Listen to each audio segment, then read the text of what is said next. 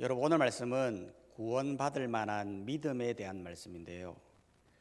구원이라고 하는 것은 내가 죽을 뻔한 상황에서 나를 건져내 주는 것, 그거를 구원이라고 해요. 예를 들어 내가 물에 빠져서 호적되고 있습니다.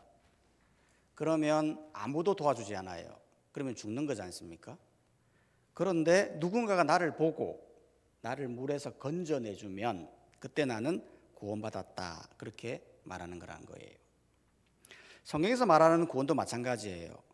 원래 인간은 구원을 받지 않아도 살아갈 존재였는데 아담이 범죄함으로 인간은 저주를 받아 모든 인간은 죽을 수밖에 없는 물에 빠진 그런 상황에 있었다는 거예요. 그런데 우리 예수님께서 십자가에서 돌아가심으로써, 우리 죄를 위해 돌아가심으로써 우리를 건지게 된 거예요. 그래서 인간은 구원받게 된 거죠. 그러면 가만히 있으면 구원받나요? 아니죠. 건짐을 받으려면 건짐을 위해 손을 내미는 것, 그것이 바로 예수님을 믿는 믿음이라는 거예요. 믿는다는 건 다른 게 아니에요. 마음으로 동의하고 입으로 고백하는 거예요. 즉 내가 예수님이 나를 위해 죽으셨다는 걸 알고 예수님이 하나님인 걸 알고 또 예수님을 믿기만 하면 구원받을 수 있다라는 것을 마음으로 동의하고 그것을 입으로 고백할 때 그것이 구원을 받는 방법이라는 겁니다. 오늘 말씀에도 마찬가지예요. 여러분 1절 말씀에 보면 사도행전 14장 1절에 보면 이에 니고니온에서 두 사도가 함께 유대인의 회당에 들어가 말하니 유대와 헬라의 허다한 무리가 믿더라. 여기서 두 사도라고 하는 것은 바나바와 바울을 말하는 거예요. 앞서 바나바와 바울은 성령이 자기를 위해, 즉 세계 선교를 위해서 두 사람을 세웠거든요. 그리고는 첫 번째 갔던 장소가 구브로인데 거기에서 버가와 그리고 안디옥을 거쳐 이제 이고니온까지 오게 된 겁니다. 이고니온에서 뭘 했느냐? 1절 말씀을 다시 한번 보면 유대인의 회당에 들어가 말하니, 회당은 오늘날로 보면 교회인데 이 교회 같은 곳에 들어가 하나님의 말씀을 말했다는 거예요. 하나님의 말씀만 말했는데 어떤 일이 일어났습니까? 두 종류의 사람이 나타났어요. 첫 번째는 1절에 유대와 헬라의 허다한 무리가 믿더라. 즉 말씀을 전했는데 하나님을 믿는 사람이 나타났다는 거예요. 뿐만 아니라 2절에 보면 그러나 순종하지 아니하는 유대인들이 이방인들의 마음을 선동하여 형제들의 악감을 품게 하거늘. 똑같이 말씀을 전했는데 한쪽 무리는 믿었지만 한쪽 무리는 믿지 않았다라는 거예요. 여러분 이게 이상하지 않습니까? 아니 똑같은 하나님의 말씀이 전파되는데 왜 한쪽은 믿고 왜 한쪽은 안 믿는 거죠? 우리 주위에도 보면 그렇지 않습니까? 어떤 사람은 하나님을 잘 믿어요. 근데 어떤 사람은 하나님을 아예 안 믿어요. 아니 똑같은 말씀을 전하는데 왜 어떤 사람은 믿고 어떤 사람은 왜 믿지 않는 걸까요? 그 이유는 다른 게 아니라 그 사람에게 구원을 받을 만한 믿음이 없기 때문에 그런 거예요. 뭐가 없기 때문에요? 구원을 받을 만한 믿음. 여러분 구원을 받으려면 제일 중요한 게 뭐냐면 믿음이거든요. 사도행전 16장 31절이 말을 해요. 우리 함께 힘차게 한번 말씀을 한번 읽어봅시다. 우리 초등부 아이들 한번 말씀을 힘차게 한번 읽어봐요. 시작. 주 예수를 믿으라. 그리하면 너와 내 집이 구원을 받으리라. 구원을 받기 위해 가장 중요한 게 뭐라고 하고 있습니까? 주 예수를 믿으라. 바로 믿음이 중요하다는 거예요. 사람들이 한 가지 착각하는 게 뭐냐면 구원받으려면 뭔가 해야 한다는 생각이 가득 차 있어요. 내가 이 땅에서 뭔가 착하게 살고 선행을 많이 베풀고 또 신을 위해서 내가 뭔가를 해야 신이 감동하여 구원을 이루지 않을까라는 걸 생각하는데 오산이죠. 절대 그렇지 않아요. 구원을 받으려면 반드시 필요한 게 구원을 받을 만한 믿음, 그게 바로 예수를 믿는 믿음이라는 거죠. 뒤에 나타난 걷지 못하는 한 사람에 대한 이야기도 마찬가지예요. 여러분 실제로 이 두 사람이 이렇게 말씀을 전하니까 이 믿지 않는 사람들이 어떻게 하죠? 이들이 어떻게 했느냐면 5절에 보면 사도행전 14장 5절에 보면 이방인과 유대인과 그 관리들이 두 사도를 모욕하며 돌을 치려고 달려들었던 거예요. 즉 말씀을 전할 때 이 말씀을 받아들이지는 않고 오히려 모욕을 하고 급기야는 돌로 쳐 죽이기까지 하려고 했다라는 거예요. 여러분 이게 이상하지 않습니까? 아니 하나님 말씀은 좋은 거지 않습니까? 성경에 보면 얼마나 주옥과 같은 좋은 말씀들이 많아요. 그러면 말씀 듣기 싫으면 그냥 자기만 안 믿으면 되잖아요. 그런데 어떻게 모욕을 하고 돌로 들고 사람을 죽이려고 이렇게까지 하느냐라는 거예요. 우리 주위에도 보면 이런 사람들 많이 있거든요. 교회 다니는 사람 굉장히 싫어하고 때로는 모욕하기도 하고 때로는 직접 행동하기도 해요. 최근에 한 영상을 보니까 한 기독교 개그맨이 연예 시상식에 나와가지고 상을 탔는데 소감을 이야기한 거예요. 이 모든 영광을 하나님께 돌립니다 라면서 그렇게 소감을 했거든요. 그랬더니 이 영상을 찍으면서 뭐라고 이야기하느냐면 종교에 미친 한 개그맨이 그것 때문에 방송에서 퇴출되어서 지금 어디 살고 있느냐, 미국에서 애 낳고 살고 있다, 막 그런 식으로 악의적으로 영상을 만든 거예요. 그랬더니 사람들이 이게 뭐가 미쳤냐, 왜 그런 식으로 매도를 하느냐 라면서 만든 사람을 저격을 했는데요. 여러분 이상하지 않습니까? 자기가 싫으면 안 믿으면 되잖아요. 그런데 왜 이렇게 악의적으로 비판하고 무시하고 욕하고 왜 그렇게 하느냐라는 거예요. 그렇게 하는 이유는 다른 게 아니라 이 모든 것이 다 영적 전쟁 속에 있기 때문에 그런 거예요. 여러분 이 세상은요 눈에 보이는 세계가 다 아니거든요. 앞서 하나님 말씀이 선포될 때 두 부류로 나누어지지 않습니까? 왜 나누어지죠? 그거는 하나님 말씀이 선포되어질 때에 진리가 선포되기 때문에 그런 거예요. 진리가 뭡니까? 이 세상이 어떻게 해서 이루어졌는지, 참된 신은 누구인지, 어떻게 하면 구원을 이룰 수 있는지를 진리가 말해준단 말이에요. 그러면 이 진리를 누가 싫어합니까? 사탄이 굉장히 싫어하죠. 여러분 사탄은 단 한 명의 영혼이라도 하나님 말씀을 믿지 않고 자기 왕국으로 가기를 원하거든요. 평생 고통받으면서 그렇게 살기를 사탄은 간절히 바란단 말이에요. 그렇기 때문에 사탄의 최종 목표는 뭐냐면 어떻게든 진리를 감추는 거예요. 진리를 감추기 위해 때로는 선동합니다. 때로는 미혹합니다. 때로는 핍박으로, 때로는 저항으로 맞선단 말이에요. 실제로 사도행전을 보면요, 성령 행전이잖아요. 성령이 막 거침없이 가면서 진리를 선포할 때 악의 세력은 뭐 하느냐? 거짓 선지자들이 나타납니다. 주술가들이 나타납니다. 수많은 영적 저항 세력이 나타나 그걸 막 막고 있는 거예요. 그렇기 때문에 에베소서 6장 12절은 이렇게 말하거든요. 우리의 씨름은 혈과 육을 상대함이 아니요 통치자들과 권세자들과 이 어둠의 세상 주관자들과 하늘에 있는 악의 영들을 상대함이라. 눈에 보이는 세계가 다가 아니라 이 땅을 지배하는 영적 지배자가 있다는 거예요. 그 지배자들이 진리를 감추려고 맞서고 싸우고 핍박하고 모욕한다는 거예요. 그렇기 때문에 우리는 이 땅에서 혹시 하나님을 믿지 않는 자들이 교회 다니는 사람들을 모욕하고 비난하지 않습니까? 그럴 때 그런 상황에 대해 우리는 당연하게 받아들여야 돼요.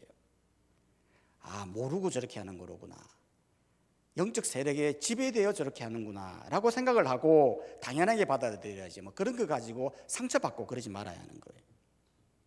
오히려 그 사람이 구원을 받을 만한 믿음이 생길 수 있도록 그 영혼을 위해서 기도하는 것이 더 중요한 것입니다. 이렇게 사람들이 돌을 들고 치려고 했지 않습니까? 그러니까 이 두 사람이 어떻게 하죠? 6절에 보니까 사도행전 14장 6절에 보면 그들이 알고 도망하여 루가노니아의 두성 루스드라와 더베와 그 근방으로 가서, 즉 이들을 피해 도망했다는 거예요. 여러분 인간적으로 보면 이 부분이 참 아쉽지 않습니까? 왜냐하면 이렇게 돌을 들고 죽이려고 할 때 맞서면 어떨까 싶은 거예요. 이렇게 도망가는 건 약간 좀 비굴하지 않습니까? 오히려 달려들 때 방패 맞서고 또 하나님의 놀라운 기적과 역사를 통해 하나님을 보여주시면 이 사람들이 믿을 거 아니겠습니까? 그런데도 그냥 도망가는 거예요. 우리가 답답한 게 이런 거지 않습니까? 세상 사람들이 은근히 싫어하고 미워할 때 그때 하나님의 역사를 딱 보여주면 이들이 다 믿을 거 아니겠습니까? 그런데 하나님이 왜 가만히 계시는 거죠? 왜 도망가도록 내버려 두는 거죠? 그 이유는 다른 게 아니었어요. 하나님의 더 큰 그림이 있었던 거예요. 어떤 그림이었느냐? 실제로 이 두 사람이 사람들을 피해서 도망갔다고 하고 있지 않습니까? 그럼 도망가서 뭐 했습니까? 7절에 보니까 사도행전 14장 7절에 보면 거기서 복음을 전하니라. 복음을 전했다는 거예요. 복음을 전하니까 어떻게 되었어요? 그곳에 있는 수많은 사람들이 구원받았다는 거예요. 하나님의 사역은 이런 거예요.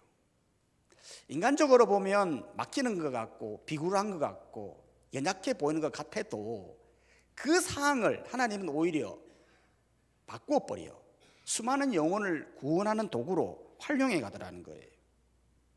안디옥 교회도 보십시오. 안디옥 교회가 어떻게 해서 세워졌습니까? 헤롯이 엄청나게 핍박하니까요, 사람들이 그 핍박을 피해서 도망가거든요. 도망가다가 성도들이 모여서 교회를 만들었는데 그게 안디옥 교회예요.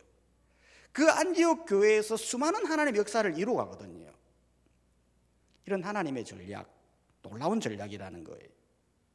그렇기 때문에 복음을 전하다가 막힌다고 해서 그것을 이상히 여기지 말아요.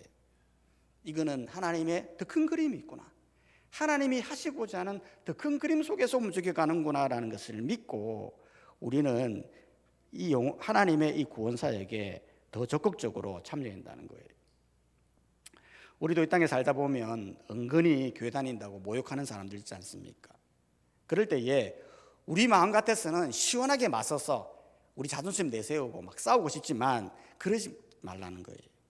그럴 때에 우리의 생각은 우리의 자존심보다 더 중요한 건 하나님의 그림이 어디에 있나, 하나님이 하시고 난 역사가 어디로 흘러가고 있나를 지켜보면서 더 좋은 자리로, 영혼 구원에 대한 자리로 하나님의 마음을 쫓아가는 우리의 모습이 되어야 한다는 거예요.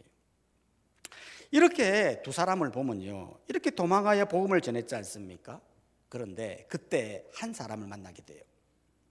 그 사람이 누구냐 하면 8절 말씀에 보면, 사도행전 14장 8절에 보면 루스드라에 발을 쓰지 못하는 한 사람이 앉아 있었는데 나면서 걷지 못하게 되어 걸어본 적이 없는 자를 만나게 된 거예요. 즉 태어나면서 한 번도 걷지 못한 그런 한 사람을 만나게 된 거죠. 태어나면서 걷지 못한다, 얼마나 고통스러운 일입니까? 우리는 매일 이렇게 걸어 다니기 때문에 이 걷는 소중함을 잘 모를 때가 많아요. 예전에 한번 휠체어를 타시는 한 집사님을 만난 적이 있는데 이분은 젊을 때에 교사 생활도 하시고 아주 건강하게 잘 사셨어요. 그런데 갑자기 허리를 다쳤는데 의사가 허리 수술하라고 해서 수술을 한 거예요. 그런데 이 의사가 신경을 잘못 건드려가지고 하반신 마비가 된 거예요. 그러니 이제 평생 걸을 수 없는 하반신 마비로 휠체어를 타고 다니는 신세가 된 거예요. 한순간에 사람이 잘 걷다가 한순간에 휠체어 생활을 하면요, 그게 따르는 스트레스가 엄청난 거예요. 매일 머리가 아픈 거예요. 두통약을 먹지 않으면 살아갈 수 없을 정도로 매일 고통 속에 시달린 거예요. 그래서 제가 한 날은 신방을 가니까 저한테 그런 말을 하더라고요. 다른 건 다 필요 없고 단 하루만이라도 마음껏 걸어 다녔으면 그게 내 최대 소원이다, 그렇게 얘기를 하시더라고요. 그 말을 들을 때 마음이 얼마나 아픈지 몰랐어요. 여러분, 이렇게 잘 걷다가 못 걸어도 힘든데 이 사람은요, 아예 태어날 때부터 못 걸었어요. 그러니 얼마나 힘든 생활을 했었을까요? 그런데 이 사람을 바나바와 바울이 만나게 된 겁니다. 여러분, 이 두 사람이 이 한 사람을 만나게 된 거 우연처럼 보이잖아요. 사람들은 아마 이 상황을 우연으로 볼 거예요.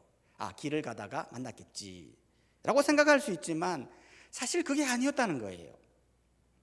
왜냐하면 우리는 앞서 알았지 않습니까? 이 두 사람이 핍박을 피해서 이 지역으로 왔고 그래서 만났으며, 또한 원래 이 두 사람은 어떤 지역에 가면 회당에서 말씀을 전했어요. 회당은 어떤 곳이에요? 유대인이 오는 장소예요. 그곳에서 말씀을 전해서 두 부로 나누어졌거든요. 그런데 루스드라에 왔는데 여기는 회당이 없었어요. 회당이 없었으니까 어떻게 했겠습니까?